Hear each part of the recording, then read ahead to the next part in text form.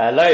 Hiya. Welcome Aparna, Tess, Layli and Tess again. Welcome to this latest lecture in the A-Star series. Today what we are going to do, we're going to focus on question three of the A-Star exam. So we're going to have a little bit of a look around the writing techniques, and then we are going to go from that and have a look at some past questions as well. Tessa, just pop your mic on mute for now, just as a form of a lecture. But if you need to ask a question at any point, please do feel free to switch it on. Welcome IK and welcome Jeremiah as well. Yeah, we will look at um, techniques in general because writing techniques, it really plays a key part in the exam once you get to question three, question four, question five. And you might see it referred to in different ways. Sometimes it's called writing techniques, sometimes methods. Often it can be slightly different words, but it all means much of a muchness. We'll have a bit of a look at that today. Welcome, Alia, as well. Just before I start, I'm just going to share a couple of things. So first of all, I am going to share the playlist for this series of lectures. So this lecture, as always, it is being recorded, and so I will upload it to YouTube after the lecture, so you can watch it back there if you wish, if you missed anything or want to go back through it. Equally, if you want to watch earlier lectures in the series, you can watch it on the first playlist here. Welcome Anna as well, and welcome D. And then the second playlist, we've got the second playlist. We have got the full series of lectures. If you want to jump ahead, or if you want to watch different versions of the same lectures, you can watch them via viewers. Welcome, Jonathan, as well. Tess, just in terms of, you said you've been trying to look in since 8. Did I get the timing wrong? This is my first.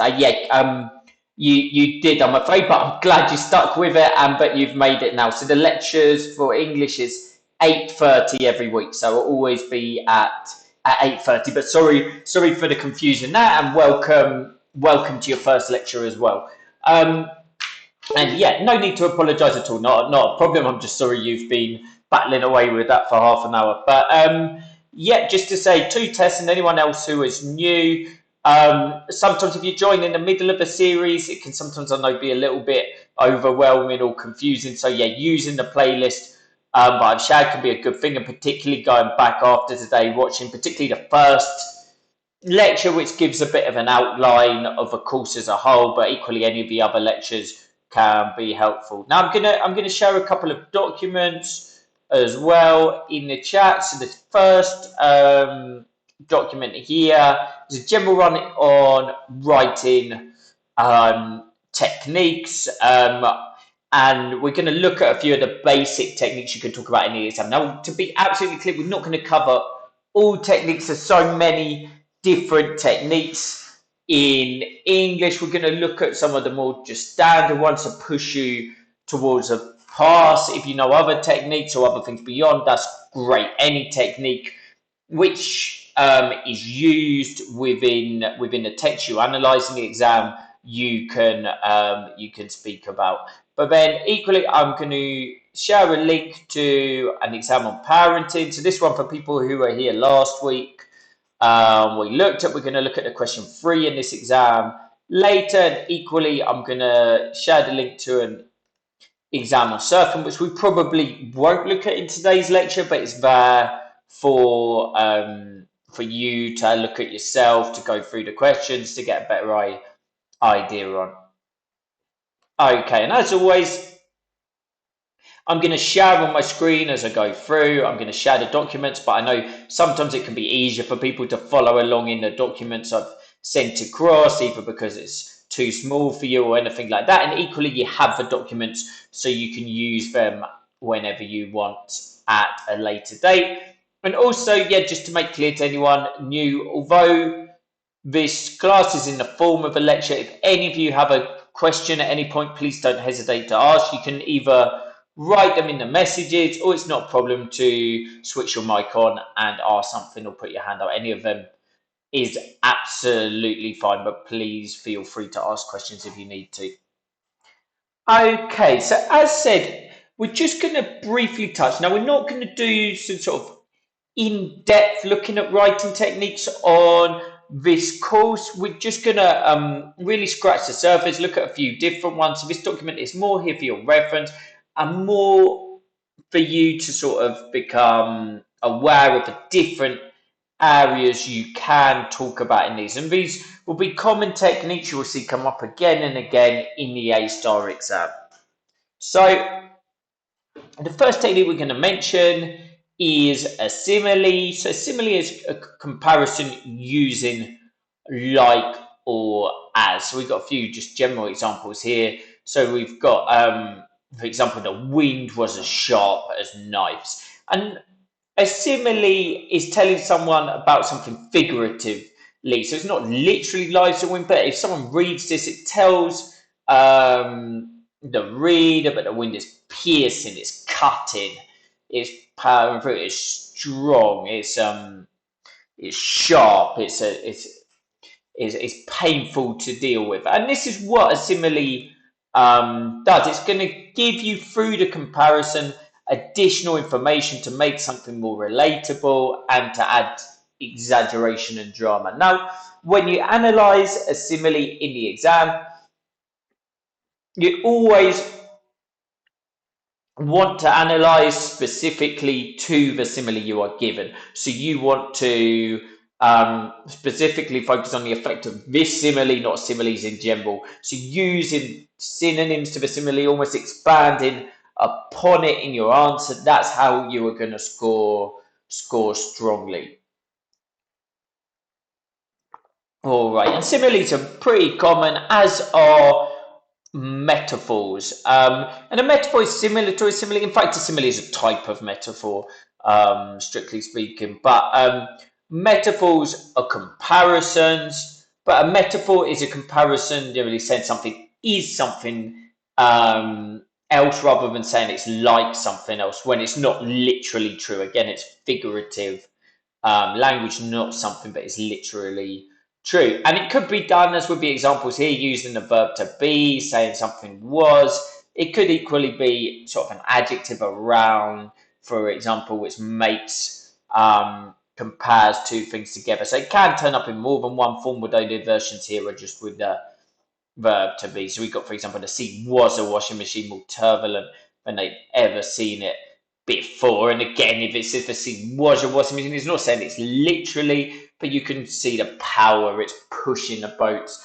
round and round within it. No one has no control over its powerful currents. It's washing people clean, sending them literally through the air with its power. So again, if you are analysing a metaphor like that in the exam, how you would score well, how you would get your marks is to use lots of words related directly to the metaphor and expanding like that. I always say in the exam, when you find a simile or metaphor or something figurative in your analysis, you can almost continue to creatively write about it, expand on it. So say, for example, if as a crowd, it says the crowd is a sea of faces. Well, you can talk about how the crowd is one indistinguishable mass, everyone together like water, how they're moving together as one in waves, how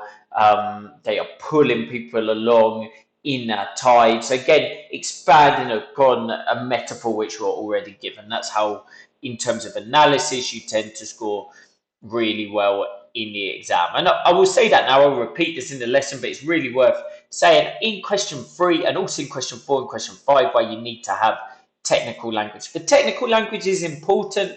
You do need to include some, and obviously the more sophisticated the techniques you spot, the more sophisticated you write about things, the better. However, where you really get the strong marks, where you're really going to pull yourself away from the crowd, is in your quality of analysis. It is better to analyze simple language in a sophisticated manner with a lot of detail, with more sophisticated language yourself, than to pick a phrase which is maybe more complicated or a less known technique, but have very little to say about it.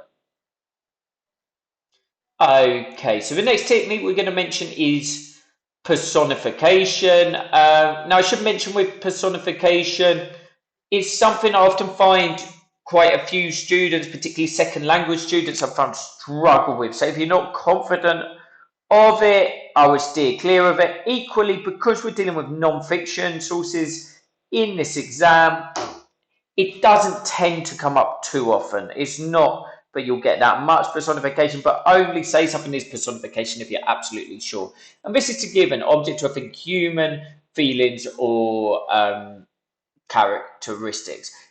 Technically, you can then split it out into another technique, which is pathetic fallacy. But in terms of passing the exam, in terms of getting the level you need to get onto your courses, just using personification for anything where an object or item is given human feelings and characteristics is fine. So we've got an example here. It's like the old Chad looked at him sadly. Now, of course, the Chad can't actually look at someone, but it suggests like it's just needs replacing, but there's almost a melancholia to the chair itself. It's been left in a decrepit state. It hasn't been looked after, and by using personification, it not only makes the story more relatable, it can almost make a reader, you can almost feel empathetic to a chair if it's written to like that. So it can really bring non-human characters and even items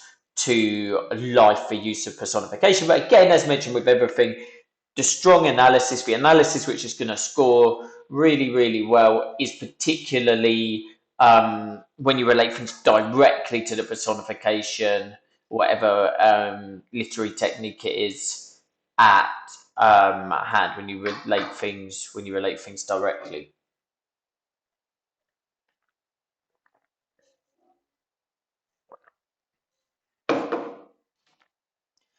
Okay, so we'll move on from that. And so our next technique here is repetition. Well, repetition, it sounds like what it is. It's quite an easy technique to remember the name of because it literally is repeating. Now, it can be repeating the same word or phrase. So we've got some examples here where it's like the repetition of the same word in a sentence. So like the waves continue to crash and crash. We've got the repetition of crash or creak, creak. Um, um, Again and again, repetition now. But often, where you get repetition in the exam, and where you can really score well on it, where you can say a lot about it, is where you might see a repetition of a phrase in different paragraphs. You might have a phrase that the author comes back to again and again. And if this is the case, you can really think about why is the author highlighting this particular phrase? What is the significance of it? What does it tell us? If it's a first person story, what does it tell us of the mind state of the author? Equally, maybe if it's an article or something, what does it tell us of the importance of this statement? If something's been repeated throughout an article, there's going to be a reason by it. So recognizing the repetition is one thing. And in a small sentence like this, it could be just to add emphasis, almost to make something come to life with a sound. But in the article, if it's as a whole article, you can think, why is this phrase being referred to? What does it tell us maybe about the perspective of the author? And this is a particularly useful technique because you can say more about it when it's on different paragraphs over the article as a whole. It's particularly useful for question 4 when you talk about how the author conveys things throughout the entirety of a source, or in question 5 when you are saying if you agree or disagree about a statement.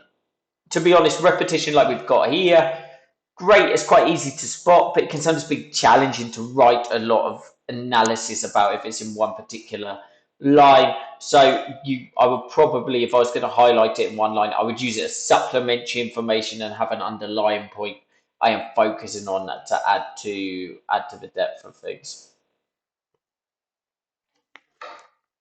And that's similar with alliteration. Alliteration, again, it's something where you might see it more in fiction or in poetry than non-fiction, but you still come across it in non-fiction. It's a repetition of a consonant. We got there flying faster and further than ever before. And it really adds rhythm, captivates the reader. But again, there's not always so much you can say about it. So it might be a technique if you spot in the exam to use it for supplementary information. Welcome, Fran, as well. Now, just to mention the first one, the snake slithered slowly. Technically speaking, this is sibilance because it's a repetition of an S sound, which is a different technique. But if you just wrote alliteration, again, in terms of technique for passing, that'd be absolutely fine. Now you've got one further technique here, which again is often supplementary in how you use it. Often you'll be focusing on something else, but you might add the onomatopoeia helps captivate a scene. An onomatopoeia is a very difficult word to spell, of course, but it's quite a simple technique in ways. It's just a word that sounds like the action it is describing. So like a snake hissed, so it's like the sound a snake makes, or the rock cracked. So again, the sound a rock makes, if it goes down, it cracks. Now, onomatopoeia, you often come across it really in maybe in a cartoon where you've got like a wham bam if people are fighting, things like that. But there's also words within the English language, of which you can see examples here, which developed as onomatopoeia, but hissed probably its history as someone hearing the snake and describing the sound they heard, but then it has just become a general word over time. So again, it's great, just as with alliteration, just as with repetition, when it's in an individual sentence. These can be great techniques because they're easy in a way to spot, but they are supplementary techniques, really. You might add them on top of talking about a phrase or an area as a whole, just giving it as a piece of additional information on top. Now, one technique which is really worth mentioning, authors use it the whole time, it still counts as a figurative technique, is exaggeration or hyperbole. Now, you see, you've got both. They both mean the same thing. Hyperbole is the more sophisticated of the two terms, but if you said there's exaggeration, that's absolutely fine. Exaggeration is probably the word everyone's familiar with. I'm sure some of you know both words, but it's to make something bigger, more dramatic, maybe more of a threat, more incredible than it actually is. So you've got here, for example, the boy was the devil. Now, sure enough, the boy is probably nasty. He might be quite mischievous, a badly behaved child. You might come home, for some of you work in schools, kind of speak to your partner at the end of the day, like, oh, the boy's a devil. And obviously it's over exaggerating, it's hyperbolic, it's unlikely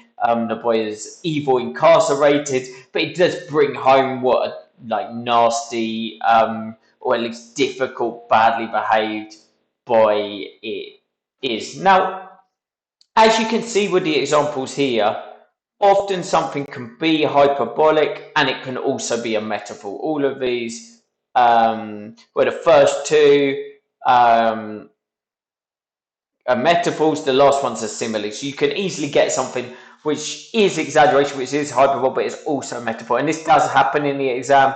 You might get a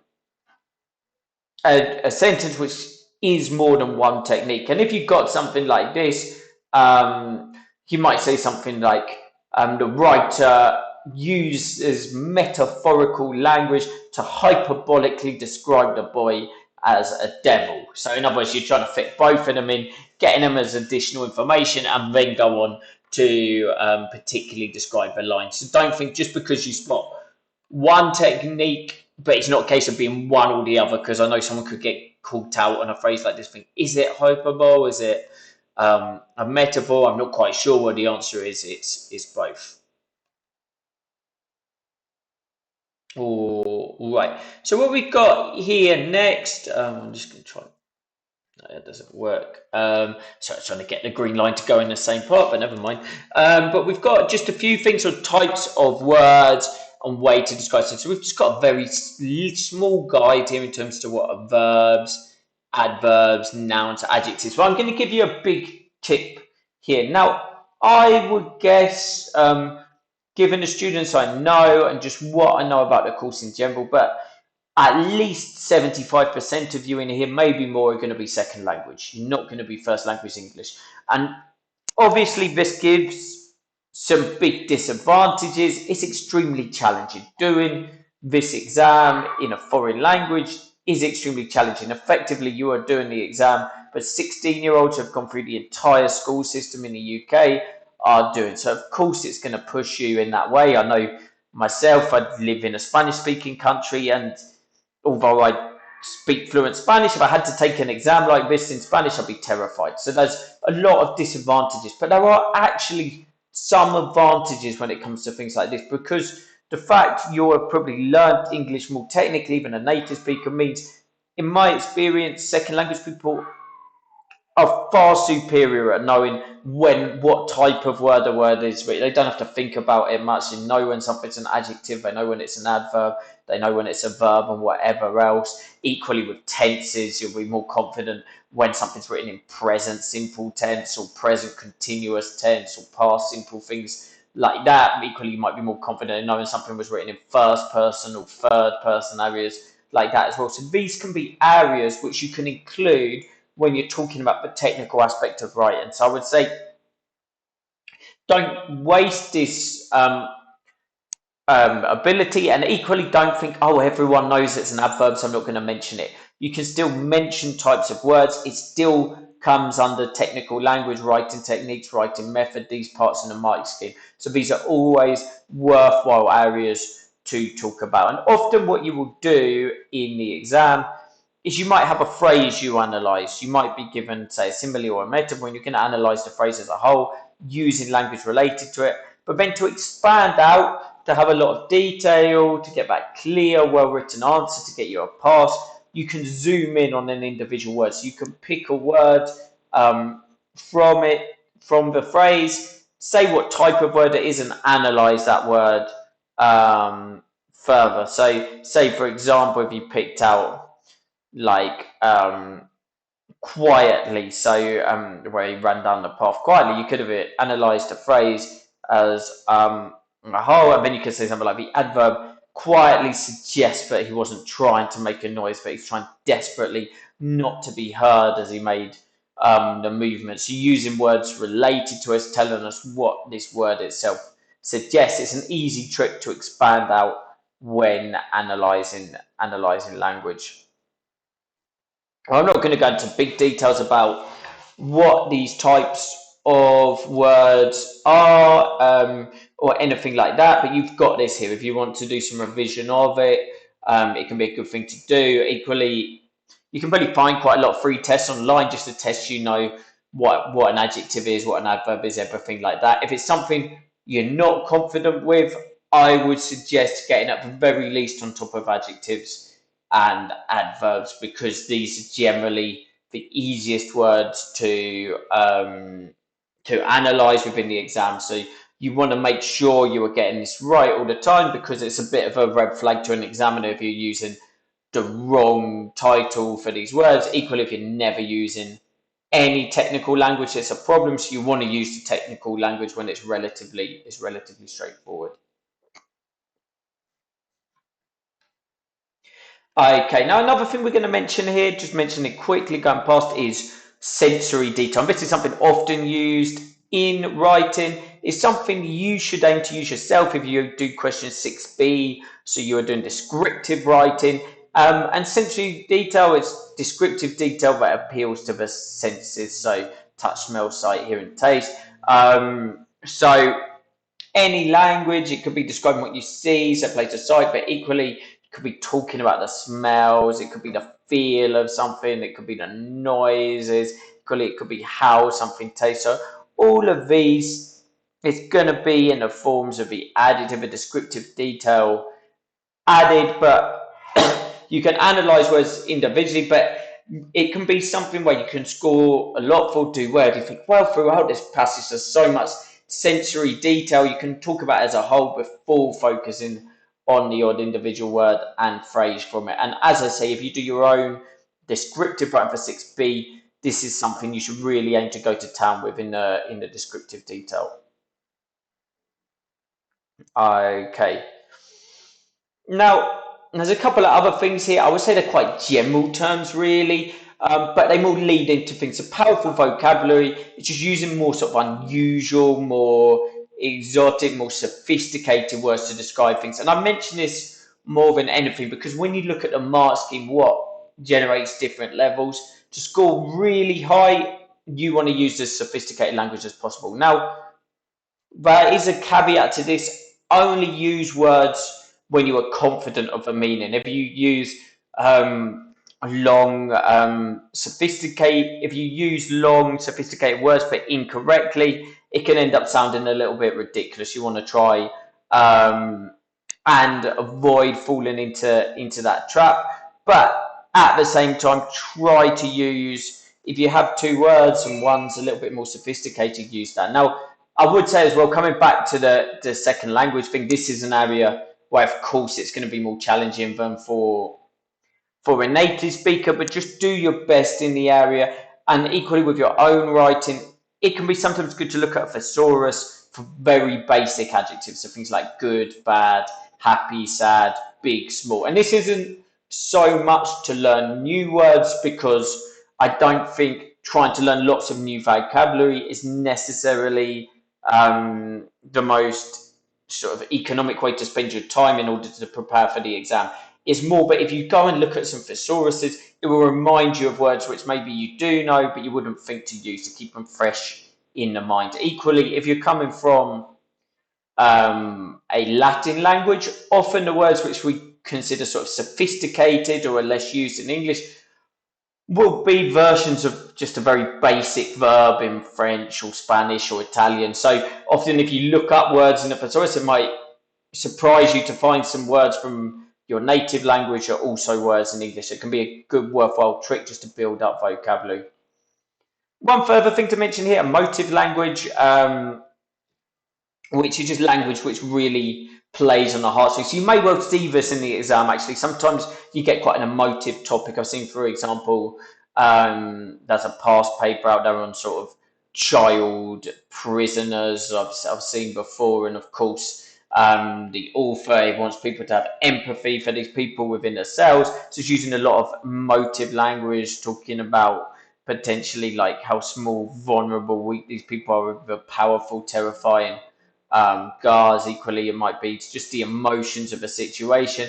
And emotive language, along with analysing the individual words, is to try to help a reader empathise or have sympathy with an opinion. So again, it can be really useful in question 4 when you're talking about how a writer conveys things, or question 5 when you're saying if you agree or disagree with a statement. If a writer is writing very emotively about something, it's good to think why. What does the writer want you to think? What message are they trying to convey? And this can really help you on sort of questions 4 and 5 in the exam. All right, so just very briefly beyond all of this, I'm just going to talk about writing style, because these are areas you can focus on as well. And you can actually focus on structure too when you get into question 4 and question 5. And so thinking about the style of a piece, something you can really talk about, again, it really helps in question 4, is talking about the tone of a piece of writing. Now, there's not really technical terms for tones of writing, so you can really throw any adjective in front of tone and be fulfilling this area, because you could say a piece of writing, it has a melancholic tone or an upbeat tone or a humorous tone or an ironic tone. There's many different words you could throw in front of something, but of course where you gain your marks is your ability to analyse what are they achieving with this, why are they doing this, giving examples that show they are doing this. This is where the marks they gained. Equally, in a similar zone, thinking about the intention of the author can be really helpful. And question 4, question 5, so what are they trying to do? Are they trying to entertain? Are they trying to inform? Are they trying to change people's opinions? Are they trying to argue something? And often trying to come to this opinion, what can help you reach it is reading the blurb. So reading the information before an article. It tells you who is writing, when they are writing, who are they writing to. So it might tell you a bit about that perspective. A 19th century writer can have a Victorian perspective. a modern writer, maybe a modern, more liberal perspective. Equally, there might be different perspectives if the author is male or female. Equally, the type of writing, if it's a politician giving a speech, their intention is going to be very different to someone writing a personal letter or someone writing an article in a newspaper. All of them are going to be influenced by the type of writing they're doing, who that audience is, who they are talking to.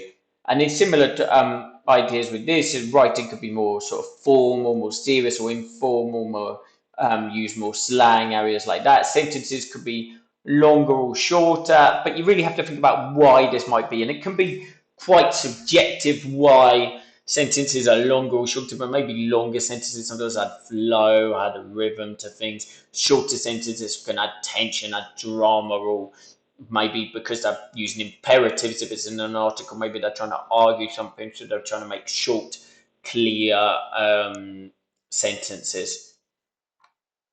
All right, but what this is meant to say here is not saying you have to talk about all of these things. Of course you don't. But it's showing sort of how open the areas are when you're talking about language, when you're talking about style, when you're talking about techniques. Because what's in this document, it only brushes the surface of it. There's so many different potential techniques or areas you can focus on, but never think, oh, there's nothing here. There's always something worth talking about. And they said if you've got nothing else, you can always just focus on you can always just focus on individual words as well and get quite a lot out of them, focusing on adjectives, adverbs, everything like that.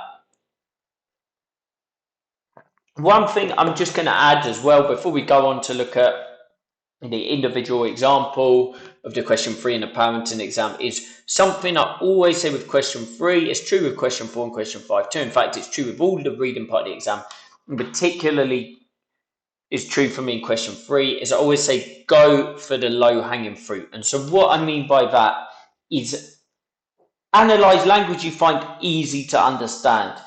Don't just try and pick the most complicated phrase. Again, for many of you who are second language, it's understandable. That's going to be phrases you don't fully understand in the exam.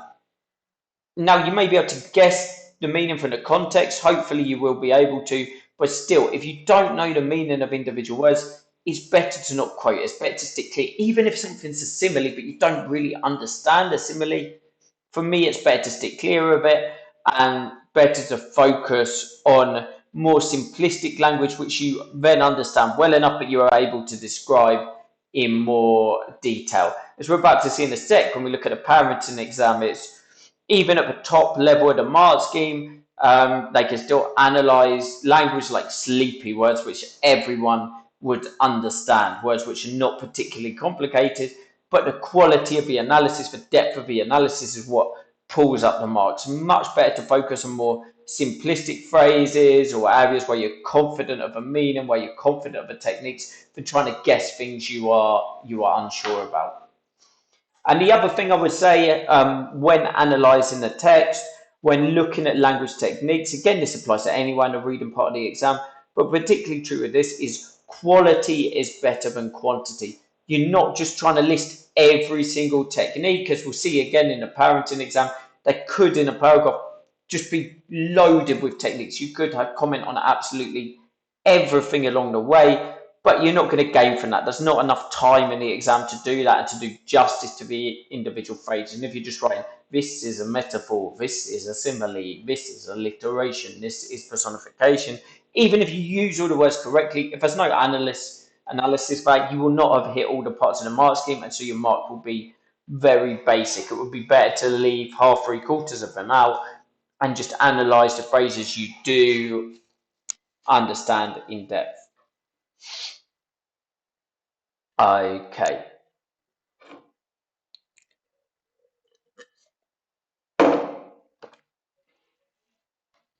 Okay, so we're going to move on now, and we are going to go back and have a look at the exam we started looking at last week. And so, for people who weren't here or don't remember, this exam, as with all exams in the A-star, in the A-star format, has two sources, a source A and a source B, and they are on the same theme. The sources can be any time from the 19th century to now, and so typically in this exam, as it is in many, source A, we've been given a Guardian article. A Guardian is a modern liberal newspaper. Actually, it's a newspaper which has existed for a long, long time, but in its modern incarnation, it's a liberal newspaper. Often you get Guardian or Observer articles as your source A. Source B deals with the same theme, the theme of parenting, but is written in the 19th century. Now, this practice exam and the other one I've sent you, the surfing one, to look at are actually former GCSE English language paper 2s, but questions 1 to 4 of the A-star exam, as well as the sources, the way they're picked, the mark scheme are exactly the same in the A-star exam to AQA GCSE paper 2. Okay, and our source A here, we have a modern parent. His son's just turned 1. He's looking back on the first year of his son's life. He feels it's gone quickly, as well as individual moments taken forever. It's absolutely flown by. But he's at peace with the situation, at least for now. He explains you can't hold time. You just have to accept the way that time flies by and enjoy the moments as they happen. Source B, in contrast, is written by a Victorian mum. She's looking back later on in parenting. Her child's at least an adolescent, but already in college or beyond. And so she's more looking back with a sadness, thinking she didn't appreciate the years when a child was young when she had them. Okay, but in terms of question number 3. Now, question number 3 always is going to focus on one part of one source. So again, the format of each question in the A-star exam is always the same. In question 3, it will always be one part of one source. And it will generally be sort of a couple of paragraphs maximum. You can see here it's from source A from lines 18 to 28. So it's always going to be on quite a small area.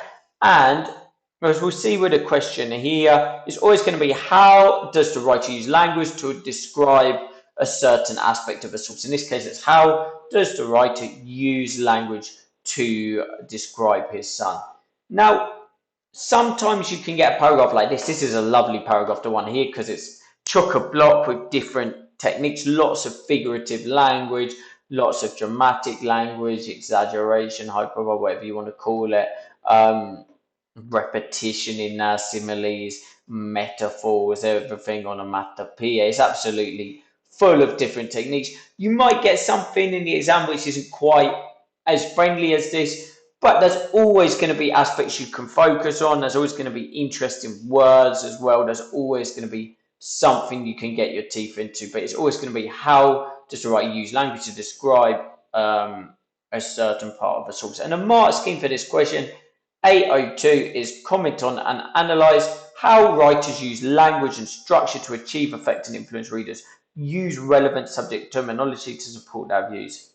Now, I should say structure, when you're focusing on one paragraph, for me, it's quite difficult to speak about structure. You're more likely going to be focusing on the other areas. And we've got here, but your question, it says is language, i.e. words. So phrases, language features, language techniques, sentence form. So there's a lot of different areas you can focus on. And as said, if we look at this paragraph, it's actually rammed with techniques. So we've got at the start, we've got a year ago, he was a sleepy ball of scrunched up flesh. So straight away, we've got a metaphor. He's not literally a sleepy ball. Exactly, we've got this descriptive language of a scrunched up flesh, visually bringing him to life. We're told now he's determinedly his own person. We've got a nice adverb we can focus on everywhere. We've got, I can see everyone in him, me, my wife, my parents, yet he's already separate from all of us. So we've got in this sentence, we've got almost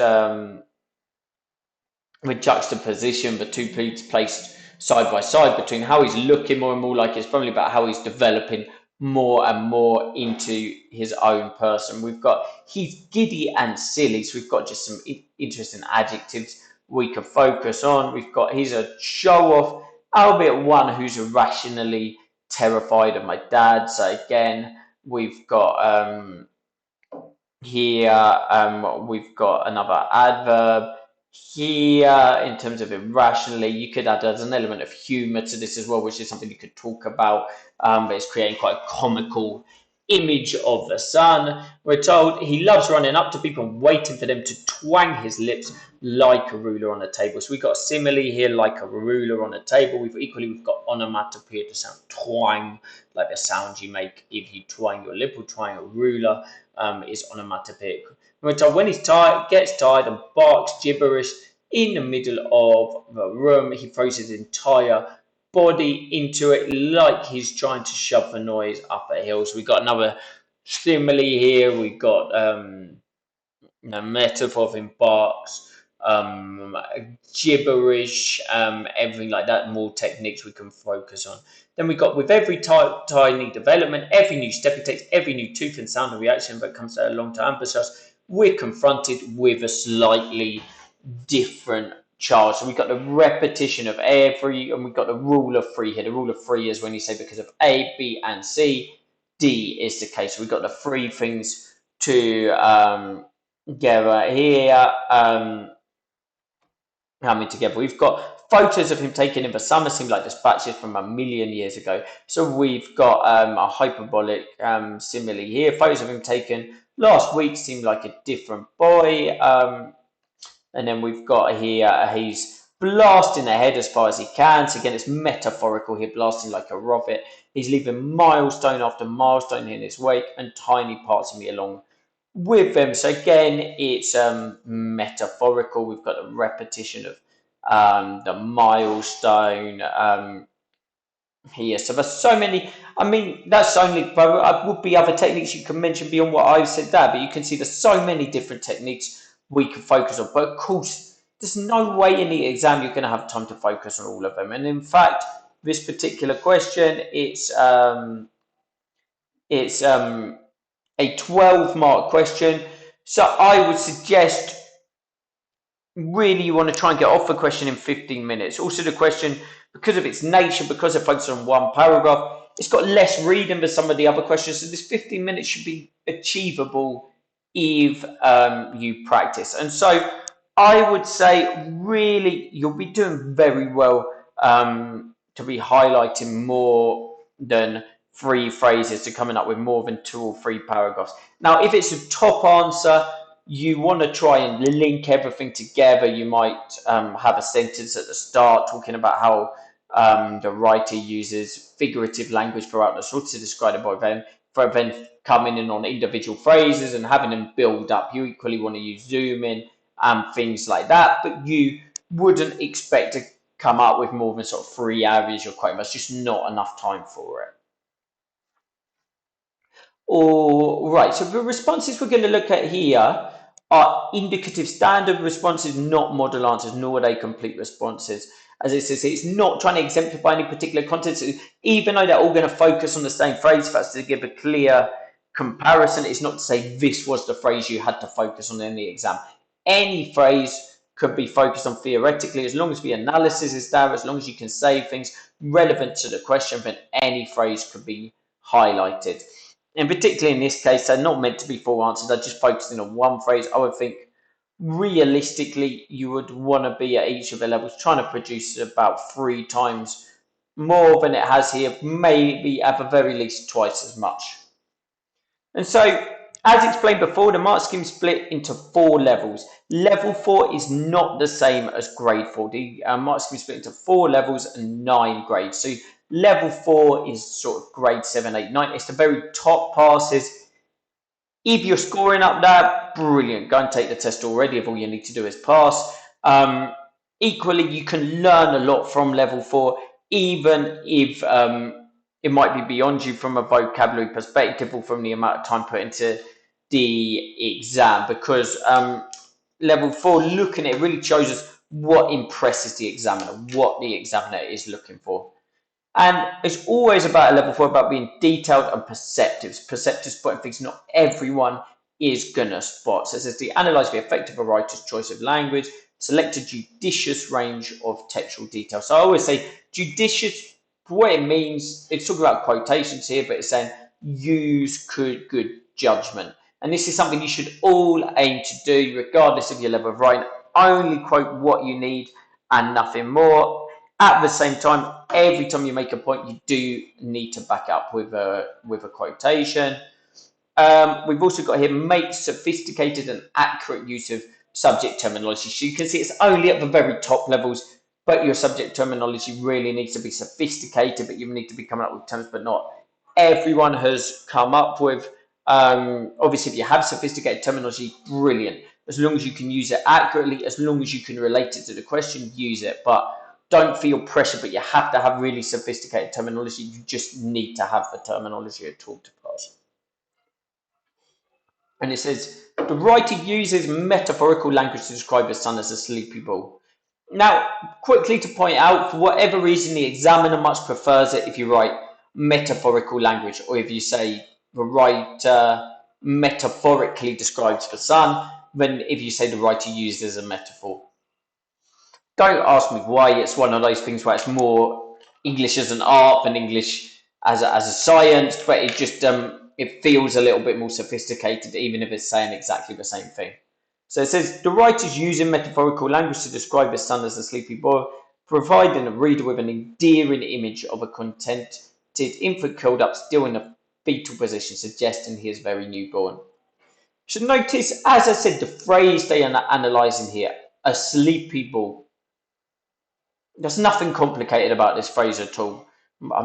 I'm confident you're all going to know what the word sleepy means. You're all going to know what the word ball means. What pulls this up, what makes this top level, is the sophistication of language to describe, and it calling it an endearing image. An endearing is something like pulls on the heart strings. It's a motive. It's cute. But contented just means happy.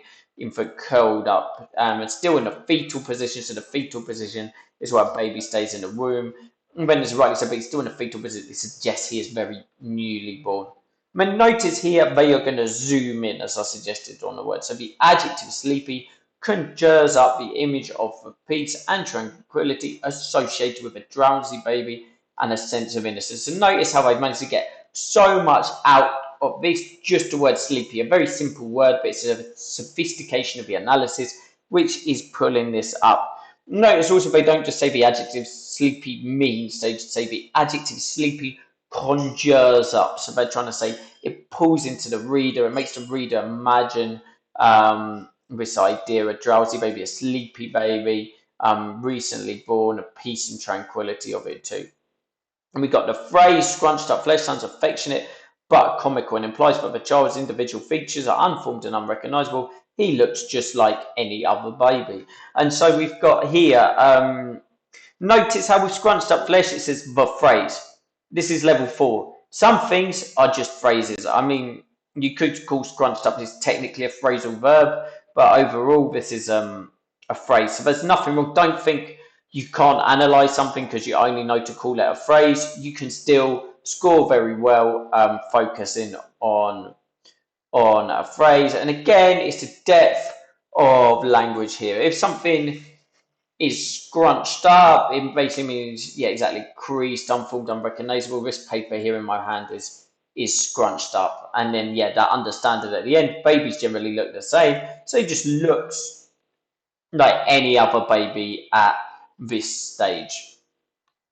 All right, so moving on to level 3. Now, as I've said before, level 3 is really the key to passing this exam. It's sort of grades 5, 6, 7. Even if you need a grade 4, 48%, top level 2 to pass, you should always be aiming for a level 3, because then even if you fall short occasionally, you can still get yourself a pass. And the key words in level 3, they're always the same keywords, are clear and relevant. Clear, but it's easy to follow. But the examiner's not going to struggle to understand what you are saying. Relevant, but you are only speaking about the question. You are not going beyond the question. So explain clearly the effect of the writer's choice of language, select a range of relevant textual detail, make clear and accurate use of subject terminology. So notice you no longer need to be sophisticated, you just need to use the terminology correctly. So notice here it says metaphor instead of metaphorical language at the lower level, but it says the writer starts with a metaphor to describe his newborn baby son as a sleepy ball of kind of stuff. So a simple, clear sentence laying out a point and a technique used. The image of a sleepy ball gives a sense of the baby curled up, cozy, and snuggled, where the phrase scrunched up fresh shows how difficult it was to make out his son's features. So again, it's explained the phrase, it's split it out in two. It doesn't have a depth or anything like that, but it's still clearly understood what the words mean, comfortably being at a passing level. And it says the word scrunch suggests that the baby's face is crumpled and creased. So exactly as I say, scrunched, it's like with paper, well, you're creasing, you're crumpling it when you're putting it like that. So you can see the language is maybe to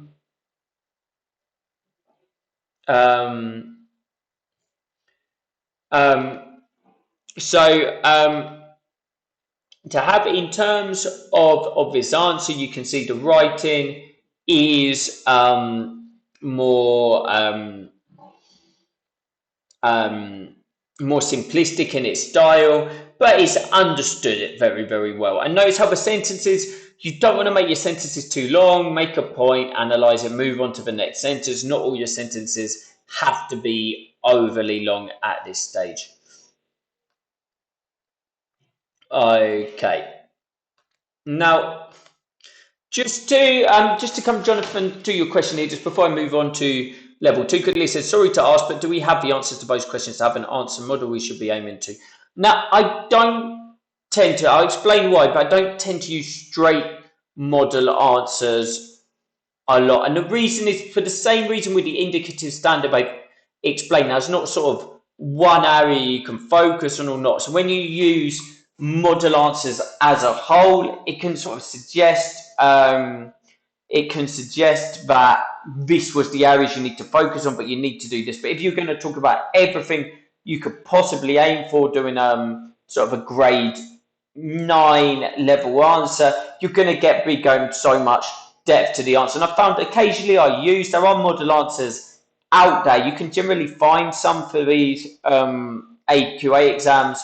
There's some, for example, on the MME website, if you look there. I've found I've used these model answers with students, and it can almost have like an intimidating effect because model answers in that nature, they're often written at the top level, and it just seems beyond the realms of the student. What these paragraphs will show you is how you write about individual areas and how you write at the different levels. And then if you just combine these together, that's how you pull up to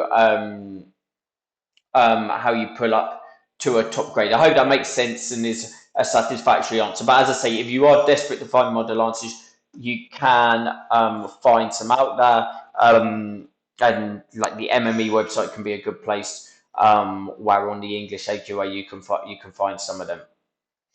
And Tess's question is, how important is spelling? Can we lose points if we misspell words? So spelling and grammar, from what I understand, it's about 20% of the marks in part A of the exam. So it does make a difference, but don't become overly concerned with it. Just do it to the best of your ability. Where it's more important is in question number 6. In question number 6, it's a specific part of the mark scheme. It says 40% is 16 of a 40 marks.